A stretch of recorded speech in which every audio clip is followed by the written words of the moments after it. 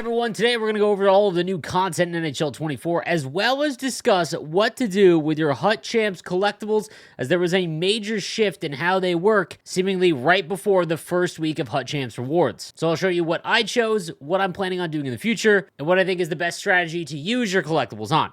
Let's get into it. So at the time of this recording, it is Wednesday, the day of Hut Champs when it begins, as well as when you receive rewards for the prior week. A lot of new players actually came into my stream asking where they actually received the rewards. I want to show that real quick. So in the online section in the main menu, click on Hut Champions, and then you will see the current live season. If you hold down L2, all you've got to do is click on Completed Season, and then you will see all of the completed seasons throughout the season. There's only one. You'll see Hut Champ Season 1. You click on that, and it will show you your rank, how you did, as well as give you all of the rewards.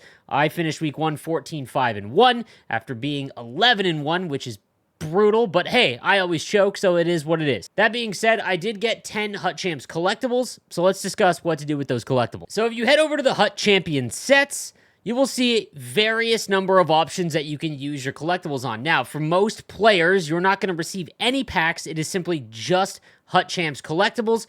And while that originally came out, it looked really underwhelming because in prior years, we got collectibles as well as packs guaranteed. And that wasn't the case this year. However, right before the rewards became active, every single pack, card, as well as power-up collectible set turned into being repeatable, meaning that, yes, if you had 10 power-up collectibles, you could make 10, meaning that, let's say you had 6 Hut Champs collectibles, you could literally make 6 power-up collectibles. We'll get into the value of that in just a little bit. That also meant all of the various packs you could do multiple times. So I received 10 Hut Champs collectibles this week, and my original idea and goal for my team was to get Adam Foote, the Hut Champs player, and then upgrade him to replace Dan Girardi because I'm going to make a team builder card. I'm going to lose my team builders, needed a defenseman. Adam Foote's card looks very good. However, this is going to be simply for the fantasy hockey weeks. We are still in the fantasy hockey event. It is one of the biggest events of the year because every one of these cards are going to go up overalls for every goal that is scored in real life. It is the best event. However, it is almost impossible for free-to-play casual players to take part in the event because they are so expensive. Here is what I would recommend. Normally, anything that says mega in a pack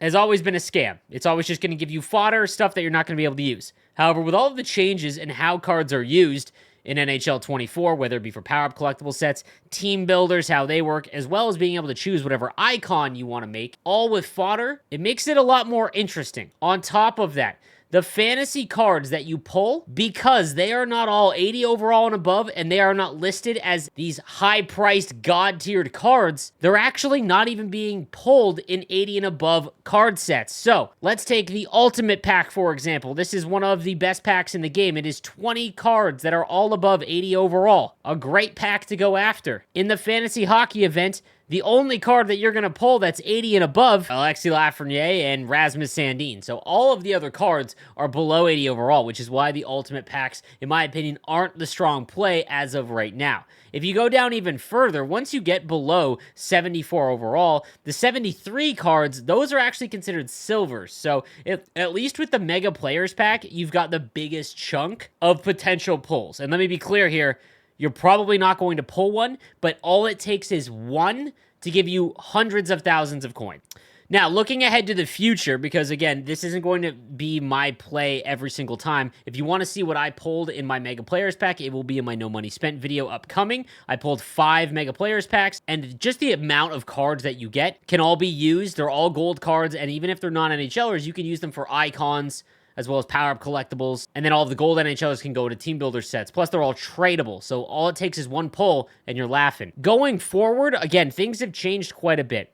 Honestly, at first glance, the fact that you can get essentially unlimited power-up collectibles, let's say for 4 weeks, you were able to get 6 power-up collectibles every week. From simply Hut Champs, you've got 24 power-up collectibles that you can use for any Master Set player upgrade, any upgradable card that comes out. I just think that flexibility is super key, especially for the no money spent player. Now, if you want to min-max and talk about the best kind of cards and packs that you can pull, it is still probably somewhere in the elite pack range once the fantasy hockey event is done, simply because you get the most amount of opportunities to pull something very strong. But as it stands right now, I'm definitely going with as many Mega Players packs as possible. And if you only have one left over, throw it into the power-up collectible set. Now, taking a look at the new Team of the Week. Again, you can go through all of these cards anytime you want on Hut Hub, my Hut database website. Link is down below, leaguegaming.com/HutHub. I've uploaded all of the cards, but the ones that I want to focus on here are the ones that are pretty usable.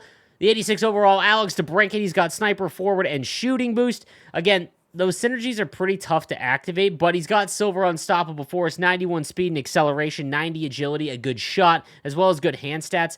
Again, a small gust of wind will knock him off the puck, but there is still pretty good value in this card. He's actually half decent for a no money spent squad. Another decent buy that you might want to take a look at is the 84 Dylan Larkin. Right now, he's going for like 30,000 coins. He's probably going to drop a little bit more, and on Friday, probably tanks quite a bit because everyone opens up their packs then. He's got playmaking forward, but he's got 92 speed, 92 acceleration. His shot is always meh, but he's got that like blazing speed. He feels really fast in game, and 83 on the draws, so if you are good at the face-off counters, you can use him at center easily. 6'1", 198. Dylan Larkin cards are always very good. A nice defenseman option. Let's say you're trading in some team builder cards like myself and you're looking for replacements. Miro Heiskanen at 6'1", 195 has got two-way defenseman, 89 speed, 88 acceleration, 6'1", 195. Good defensive awareness, and two-way defenseman is an easy synergy to activate. There's a lot of two-way defensemen, and he's going for like 13,000 coins. That's a fine buy again for anyone that's free to play looking for a decent middle pairing defense. Another okay option would be the 83 Jake Sanderson, 6'3", 195, two-way defenseman,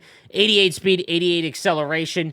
And if you have that synergy activated, gets up to 87 defensive awareness. However, I'd probably just use his base card. It's even cheaper, but this is a pretty good card, especially if you're an Ottawa Senators fan, you're looking to keep up, maybe you're building a theme team.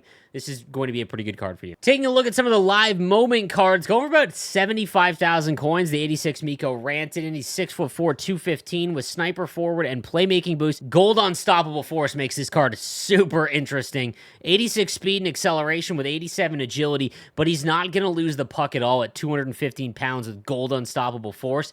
Really interesting card here. Again, I think this is probably going to play better for the higher division players, the ones that have got to hold on to the puck a lot longer. I think in the lower divisions, having those faster players that you can beat defenders by down the wing are probably going to be a better priority for you, but this Mikko Rantanen card is a very strong card. This new Tage Thompson's going for about 60,000 on new gen, 6'6", 220 power forward, and silver unstoppable force. This is the first really good Tage Thompson card. Last year, his unstoppable force primetime card that came out early in the year was one of the best. I think 60K for an 85 overall. He's going to get a lot of cards, I think, throughout the year, but I don't know how many are going to get unstoppable force. So even at 86 speed and acceleration, he is simply built different. And then the last card I want to highlight is the Live Moments Jake Ottinger. Other than Jacob Markstrom, Ottinger has really been the one that everyone is kind of flocked to when it comes to their, goaltender to set it and forget it. He's got silver butterfly effect. Jake Ottinger cards are great. However, this one's going for like 60,000 coins. I never spend that much on a goaltender. I mean, base Markstrom you can get for like 2, and he's fantastic. So that is going to do it for me today, guys. Let me know what you think in the comments section down below. And if you want to catch my live stream, I go live every single day at 1 p.m. Eastern Time, twitch.tv/nosleeves12. I hope to see you on the next stream. Have a good one.